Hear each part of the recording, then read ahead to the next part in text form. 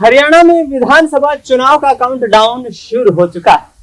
5 अक्टूबर को हरियाणा की 90 विधानसभा सीटों के लिए प्रदेश की जनता मतदान करेगी और ऐसे में देखना यह होगा कि आखिरकार इस बार सरकार किसकी बनने वाली। एक तरफ तीसरी बार भारतीय जनता पार्टी मजबूत केंद्रीय नेतृत्व और प्रदेश से सरकार के दम पर सरकार बनाने के दावे पेश कर रही है। दूसरी तरफ कांग्रेस पार्टी पिछले 10 सालों के सूखे को खत्म करके हरियाणा की राजनीतिक सत्ता पर काबिज होने के यहाँ पर सपने देखती हुई नजर आ रही। ऐसे में हम हर एक उस हॉट सीट की यहाँ पर तमाम जानकारियां आप तक साझा कर रहे हैं जो इन हरियाणा विधानसभा चुनाव में जिन सीटों पर तमाम राजनीतिक दलों और प्रदेश की जनता की पैनी नजर बनी है।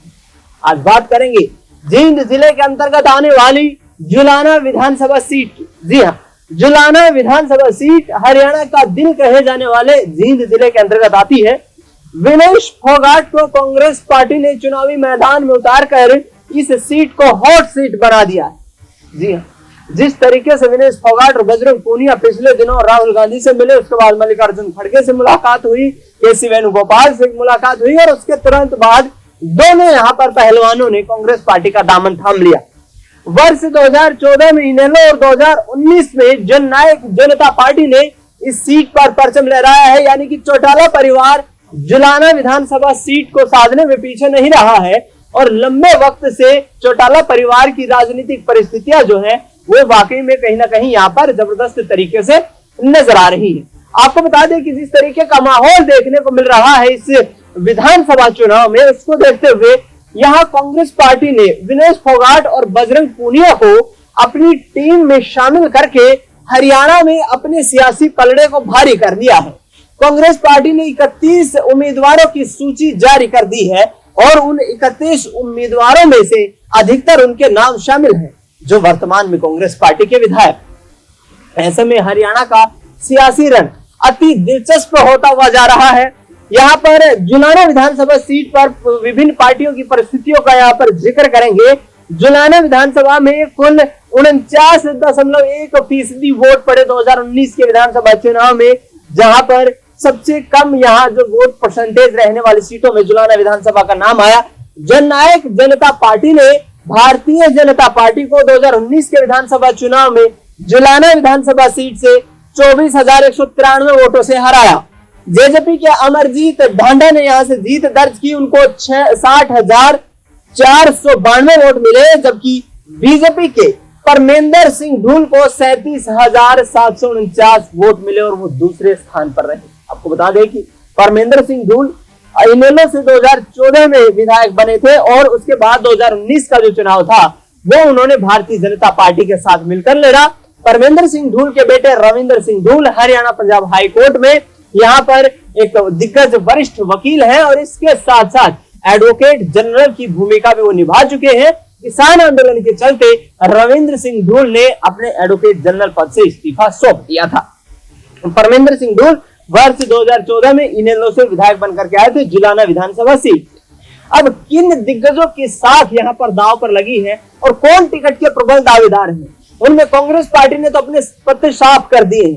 कांग्रेस पार्टी ने जुलाना विधानसभा सीट से विनेश फोगाट, जानी मानी विश्व स्तरीय चैंपियन रेसलर महिला खिलाड़ी, उनको चुनावी मैदान में उतारा है, जबकि जननायक जनता पार्टी से यहाँ पर अमरजीत ढांडा चुनावी मैदान में उतरने वाले हैं। वही भारतीय जनता पार्टी एक और ट्रम्प कार्ड खेलने की कोशिशों में जुटी हुई है।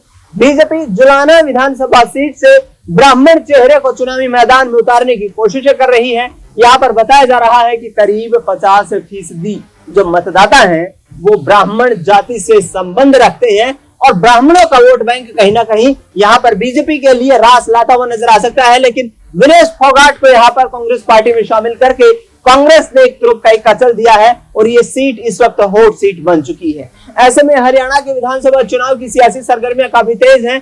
आने वाले वक्त की राजनीति को साधने के लिए भारतीय जनता पार्टी तीसरी बार प्रदेश की सत्ता में वापसी करने के तमाम यहाँ रास्ते तलाशती हुई नजर आ रही है। दूसरी तरफ बात करें, कांग्रेस पार्टी भूपेंद्र सिंह हुड्डा की जमीनी यहाँ पर मेहनत के जरिए सत्ता में वापसी के रास्ते तलाशने की कोशिश कर रही है। लिहाजा आने वाले वक्त में लड़ाई काफी दिलचस्प होने वाली है। लड़ाई इस कदर आगे बढ़ती हुई नजर आ रही है कि जननायक जनता पार्टी भी इस सीट को कमजोर सीट के रूप में नहीं देख रही है और जिस तरीके से दुष्यंत सिंह चौटाला ने उचाना कला विधानसभा सीट से अपना नामांकन दाखिल कर दिया है, उचाना विधानसभा सीट के बगल वाले जुलाना पर भी उनकी निगाहें टिकी हुई।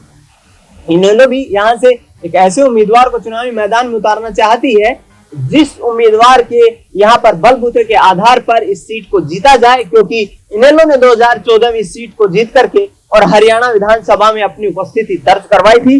लिहाजा आने वाला वक्त काफी यहाँ पर दिलचस्प होता हुआ नजर आ रहा है। लेकिन बड़ा सवाल भारतीय जनता पार्टी के लिए ये है कि जिस तरीके से 67 उम्मीदवारों की पहली सूची जारी की गई, उसके बाद तमाम दिग्गज नेताओं के यहाँ से इस्तीफे देखने को मिले, तमाम पार्टी पदाधिकारियों ने इस्तीफा सौंप दिया। बिजली मंत्री रणजीत सिंह चौटाला ने यहाँ पर भारतीय जनता पार्टी को छोड़ने का ऐलान कर दिया, तो दूसरी तरफ बागड़ा विधानसभा से और किसान मोर्चा के प्रदेश अध्यक्ष रहे सुखबीर सिंह मांझी ने भी पार्टी से इस्तीफा दे दिया।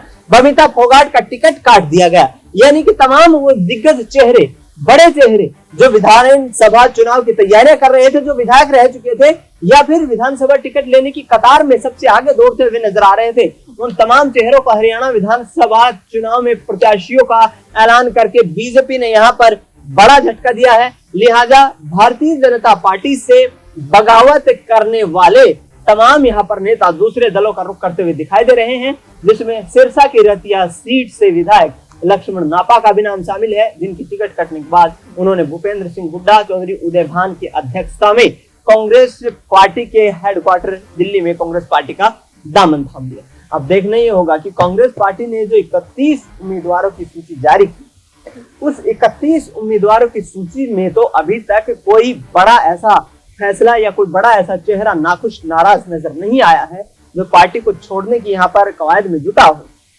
लेकिन कांग्रेस पार्टी आम आदमी पार्टी के साथ हरियाणा विधानसभा में गठबंधन करने के लिए जोर आजमाइश करते हुए नजर आ रही है।